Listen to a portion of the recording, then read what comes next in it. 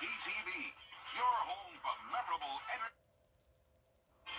From warm to cold, we are on the temperature roller coaster once again this week. We have a little bit of everything with highs in the 70s for now, then going down all the way to the 40s this weekend. But how does Christmas Day look? I'll have the answer coming up.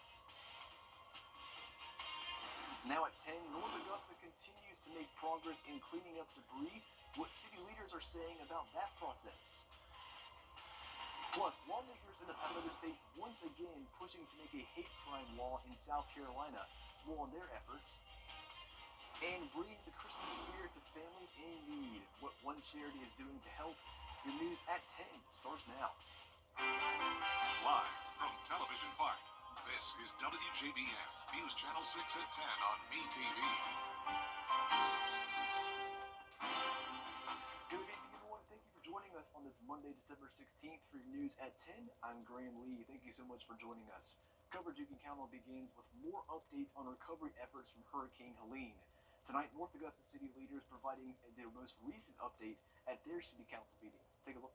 Debris still lines the streets waiting to get picked up, but city leaders say North Augusta continues to make progress. As far as city roads, I'm very pleased. Our staff, our folks are working 7 days a week. They're doing an incredible job. Clearing city roads north and south of I-20 has been a top priority for work crews for the last several weeks. The city administrator says 22 of the 24 miles of city roads have been cleared, making their total completion up to 92%.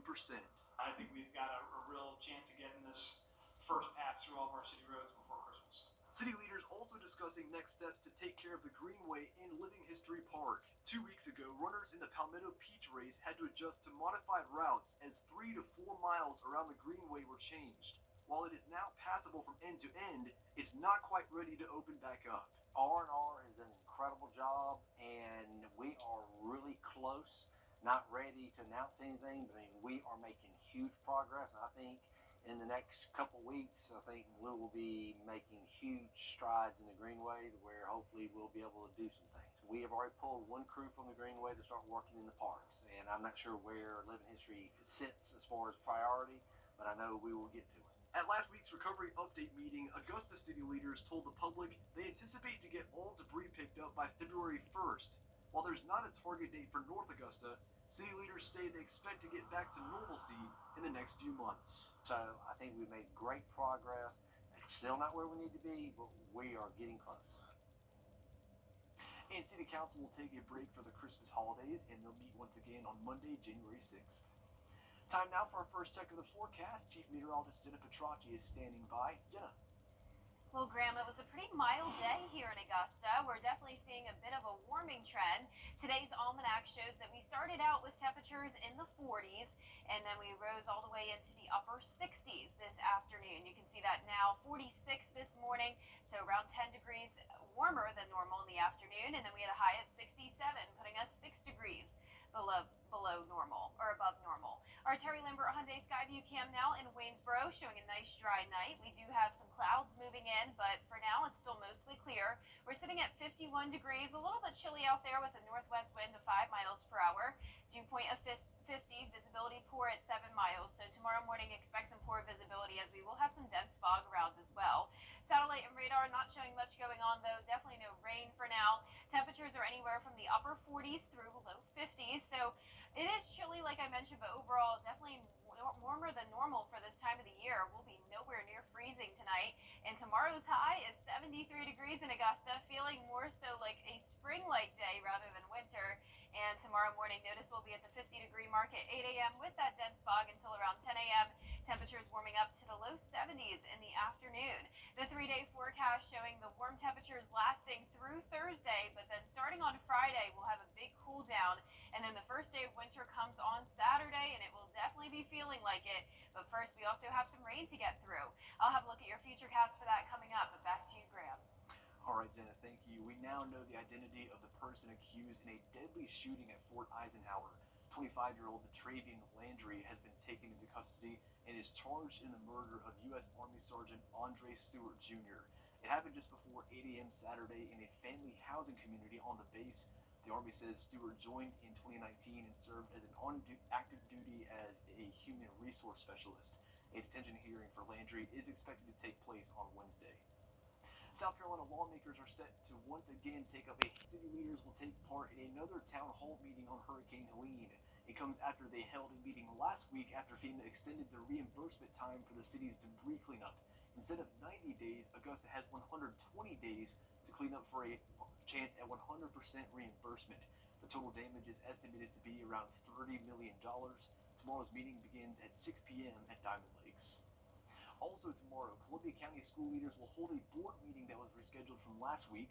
A regular session meeting was originally set for last Tuesday, but was rescheduled to tomorrow.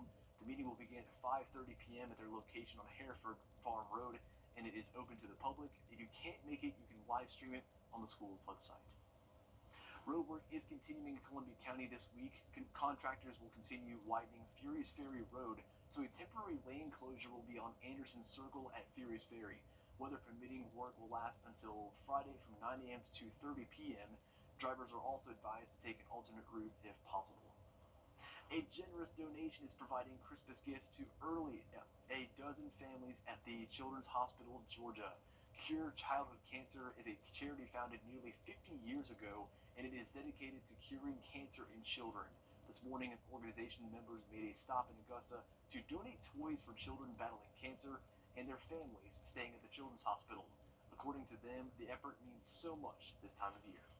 It's a huge team effort. We have amazing donors in the Cure community, and we all just come together because these families who have a child battling cancer right now, we just want to ease some burdens and bring some joy of the season, and we partner with donors all throughout the state and provide gifts for over 150 families, 11 of which are right here being treated here in Augusta. Gifts are also scheduled to be distributed throughout the week and days leading up to Christmas next Wednesday. And this week, the city of Aiken is continuing its 33rd annual Christmas at Hopelands. It will be at Hopelands Gardens in Aiken, where the property will be transformed into a winter wonderland.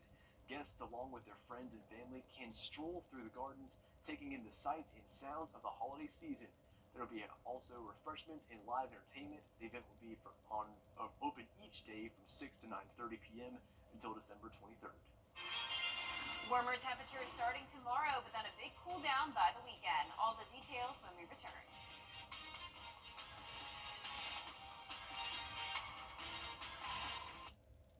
The death of a loved one.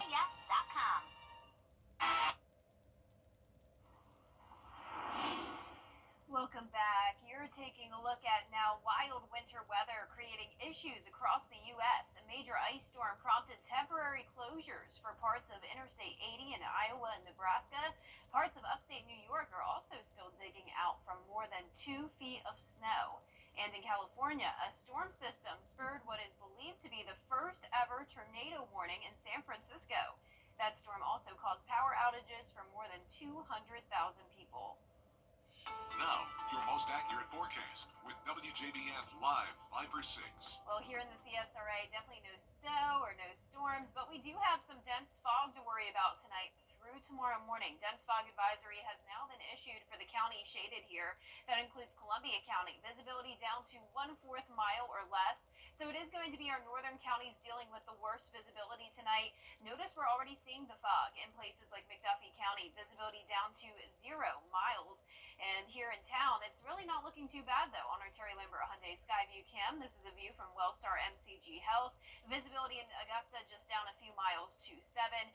51 degrees out there. It is feeling chilly, but still relatively warm for this time of the year. We have a northwest wind coming in at 5 miles per hour.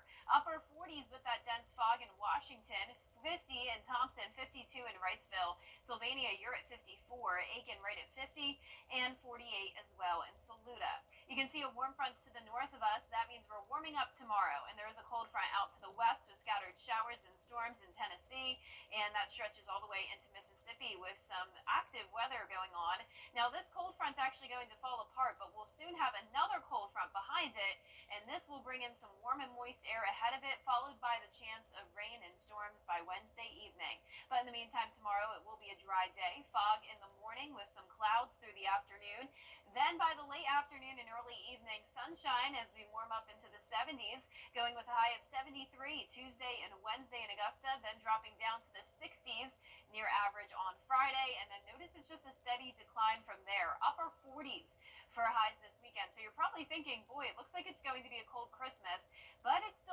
days away, and you know what that means. The forecast has plenty of time to change again, and that's exactly what's going to happen. So after that brief cool down over the weekend, we're going to see those temperatures rebound back to around 60 degrees for Christmas Day. It looks like there could be a few showers as of now, keeping that rain chance at just 20%. But look at the above average temperatures expected across the nation from Christmas Eve through December 30th. I think mid to upper 60s for us in the CSRA. So definitely a pretty warm start or end to the month of December with little to no rain. So 1 inch is all we've had so far for the month.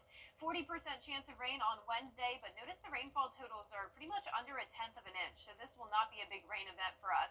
So here's the first cold front coming through. That'll pretty much just fall apart.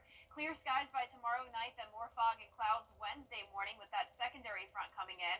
By the afternoon and evening, we will see some isolated showers and storms, some brief heavy rain possible, a few rumbles of thunder, but nothing significant. Lows tonight in the upper 40s. Highs tomorrow will be in the 70s, 70 to 75 degrees across the board. Warm days through Thursday, then cooling down starting on Friday with the sun coming back. A freezing start to Saturday morning, very fitting considering it's the first day of winter. But as I mentioned, by next week, we start to see more mild conditions again. Yeah, hard to believe it. 9 days till Christmas. Yep, exciting. Exciting. Well, still ahead, a school shooting in Wisconsin has left 2 people dead and several others injured. More on today's tragedy and what officials are now saying. We return. This year, a gift from the CSRA is full of amazing women. Women who inspire. Women who innovate. Women who lead. That's why News Channel 6 brings you Women to Watch. On the last Wednesday of each month, News Channel 6 recognizes local businesswomen who are making a positive impact in our community. Nominate someone today at WJBF.com. Sponsored by Goodwill. Outerwear makes the perfect gift this holiday season and are available now at Lionel Smith Limited. Give the man on your list a unique gift this Christmas. Outerwear from Lionel Smith Limited. Lionel Smith, limited to only the finest in men's clothing. Tonight, new details following a school shooting in Wisconsin. At least 2 people are dead and several injured after police say a student opened fire inside a Christian school in Madison. Melissa Don has the latest. A massive police response as first responders rushed to a Christian school in Madison, Wisconsin, where police say a shooter opened fire. Today truly is a sad day for Madison and for our country. Witnesses describing a swarm of law enforcement descending at Abundant Life Christian School mid-morning Monday. Officers were dispatched to Abundant Life Christian School at 10:57. I can confirm that the first officers arrived at 11 a.m. and immediately went in the building 3 minutes later. Calls coming into 911 of an active shooter. You could see students being let out of school. So the older students were running across the parking lot to the church sanctuary, and then later on, very slowly, in a more orderly fashion, the younger students holding hands were let out. Officials say the shooting killing a student and teacher. Parents running into a reunification site to hold their children. I bring my daughter to school knowing, wow, that this happens in the world, that people are struggling, and I pray for my daughter's safety. Officers found multiple people with gunshot wounds and worked to secure the scene. So close to Christmas, every child, every person in that building is a victim and will be a victim forever. These types of trauma don't just go away. Madison police say they found the suspected shooter dead inside the school. Officers recovering a handgun. Multiple law enforcement sources telling ABC News the suspect is a female teen student. I hoped that this day would never come in Madison. It is not something that any mayor, any fire chief, any police chief, any person in public office ever wants to have to deal with. The school, now a crime scene. The FBI and ATF assisting in the investigation. Melissa Don, ABC News, Los Angeles. Coming up next, the Greenbrier flag football team playing in the state championship, looking for back-to-back titles. Gianna Stefano in Atlanta with a look at whether they were able to pull it off. Stay with us. The WJBF Scholar Athlete Awards honor high school students from around the CSRA for outstanding achievements, both on the athletic field and in the classroom. I'm Tamika Lampkin from Jefferson Energy Cooperative. Being a Scholar Athlete means excelling in both the classroom and in sports. If you know a high school senior that thrives in the classroom and on the athletic field, we encourage you to nominate them for the Scholar Athlete Award. Here's how. To nominate, go to WJBF.com and click Scholar Athlete Award under the Sports tab. Would you buy a life? By calling now, you lock in the lowest rate possible. You have no obligation. Call now. Want to get up close and personal with the weather? Request a school visit from Chief Meteorologist Jenna Petracci today. It's a cool and exciting way to bring the fun and fascination of weather to students of all ages. Or take a field trip to our state-of-the-art studios at Television Park in Augusta. It's an interactive experience your class won't forget. Request a live 5 or 6 school visit or studio tour by signing up today at WJBF.com/school visit.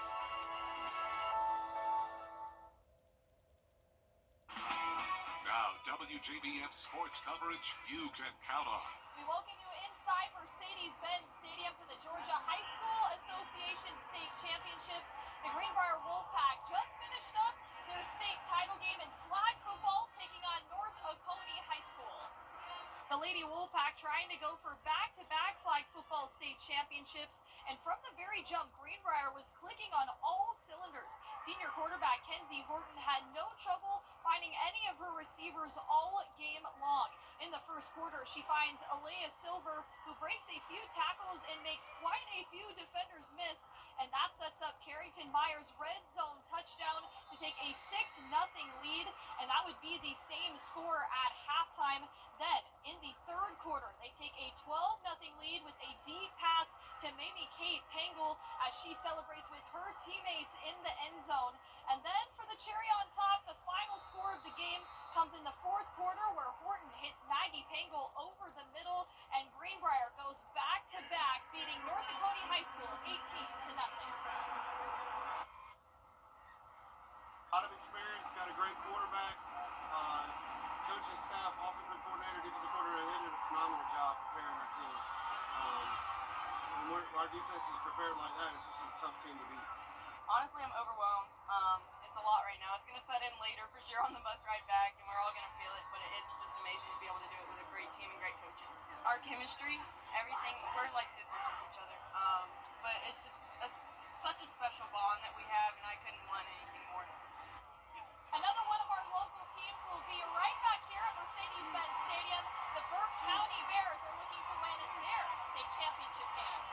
The Bears held their last practice this morning before traveling up to Mercedes-Benz for their state title game. Burke County is on an 11-game winning streak, most recently coming off their 35-22 victory over Rockmart. Meanwhile, the Carver Tigers are on fire as well. They have won 12 straight, beating opponents by more than 20 points this season, but head coach Franklin Stevens' team is up for the challenge. And, the thing about it is not to lose focus. The game is the focus. I think our guys have done a great job thus far, and it's just kind of maintain that and be ready to go tomorrow. This is the third time the Scooters got an opportunity to play in the football state championship, and as always, I know we overuse this word. Probably need to look up a new word for excitement, but we're very excited about this opportunity. Burke County will square off against Carver right here at Mercedes-Benz Stadium. Kickoff is set for 4 p.m. Reporting in Atlanta, Gianna Cephalou, WJBF News Channel 6 Sports. Only on News Nation. Your hometown road trip, Wednesdays at 12:30 on WJBF News Channel 6. And last but not least, those affected by Hurricane Helene getting some much-needed help courtesy of an unlikely source. The Appalachian Mountain Bike Club in Tennessee raffled off a valuable bike in the interest of helping victims recover. And every year, the nonprofit raises money to support Knoxville trail systems. Every year, the nonprofit raises money to support Knoxville trail systems. This year, the club decided to donate 100% of their proceeds to storm relief efforts by raffling off a bike that's valued at over $11,000. We decided it would be best to actually give away a fair amount of the proceeds that we made this year to people that were in greater need than ourselves, and in greater need than just mountain bikers in particular, right? I mean, these were very special places that are near and dear to many folks' hearts. And instead of really attacking trail issues, which still are not really top priority for anybody in that region, we decided to send money to the communities that needed help the most. The Appalachian Mountain Bike Club is a part of a bigger organization called the Southern Off-Road Bicycling Association. They're sister clubs to ours. And so what we did is we noticed that there are a lot of sister clubs in the Southeast that had similar impacts to what East Tennessee had and what Western North Carolina had. And so what we did is we chose to partner up with those organizations, get a larger reach for our raffle, and donate to those communities in particular. So we chose 5 areas to donate to. So that would have been upper East Tennessee, Western North Carolina, both north and south parts of Western Carolina, then South Carolina as well, and North Georgia. The organization believes it's important to help out others in a time of need. Well, honestly, it's just helping a neighbor out, right? So we're a community organization. We understand that it takes sweat and time and effort, but it also takes cash in a lot of cases. And so we thought it would be better to invest these funds outside of our region on these impacted communities. Yeah, I tell you what, the more you see those images, it's just hard to believe. But 3 months removed from Hurricane Helene, we're continuing to make progress here in places around the Southeast too. Yeah, I'm so glad it's now 3 months ago, Graham. I mean, it doesn't feel like that long ago, and I know it's hard when we're still seeing all that debris on the side of the roads, but luckily a nice forecast for us to finish off the month of December. We're going to have warm temperatures for now, big cool down over the weekend, then 60 degrees for Christmas Day. Thank you for joining us for News at 10. We continue the top of the hour on News Channel 6. And Hogan's Heroes is next here on